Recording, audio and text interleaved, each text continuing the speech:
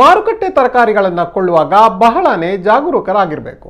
ಸೊಪ್ಪುಗಳು ತಾಜಾ ಇದ್ದರೆ ಒಂದು ಮನಸ್ಸಿಗೆ ಮನೆ ಮಂದಿಗೆ ಆಗುವಂತಹ ನೆಮ್ಮದಿಯೇ ಬೇರೆ ಇರುತ್ತೆ.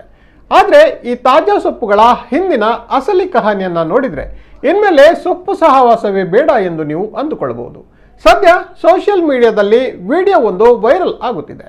ಮಾರ್ಕೆಟ್ನಲ್ಲಿ ಸೊಪ್ಪನ್ನ ತಾಜಾವಾಗಿರಿಸಲು ಅವರು ಅದನ್ನ ಯಾವ ರೀತಿ ಕೆಮಿಕಲ್ನಲ್ಲಿ ಅದ್ದುತ್ತಾರೆ, ಅದ್ದಿದ ಬಳಿಕ ಕೆಲವೇ ನಿಮಿಷಗಳಲ್ಲಿ ಬಾಡಿ ಬೆಂಡಾಗಿ ಹೋಗಿದ್ದ ಸೊಪ್ಪು ಯಾವ ರೀತಿ ಫ್ರೆಶ್ ಆಗುತ್ತೆ ಅನ್ನೋದನ್ನ ನೋಡಬಹುದು.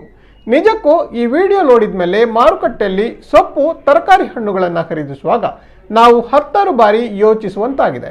ದುಡ್ಡಿನ ಆಸೆಗೆ ಮನುಷ್ಯರು ಇನ್ನೊಬ್ಬರ ಜೀವದ ಜೊತೆ ಹೇಗೆಲ್ಲ ಚೆಲ್ಲಾಟ ಆಡುತ್ತಾರೆ ಅನ್ನೋದಕ್ಕೆ ಇದು ಸಾಕ್ಷಿಯಂತಿದೆ ಈ ವಿಡಿಯೋ.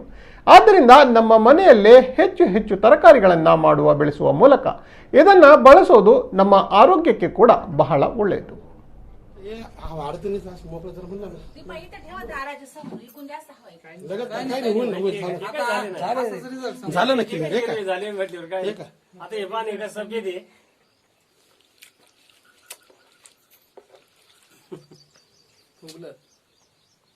असं कोणत्या दुकानदाराने दाखवलं मला सांग आता.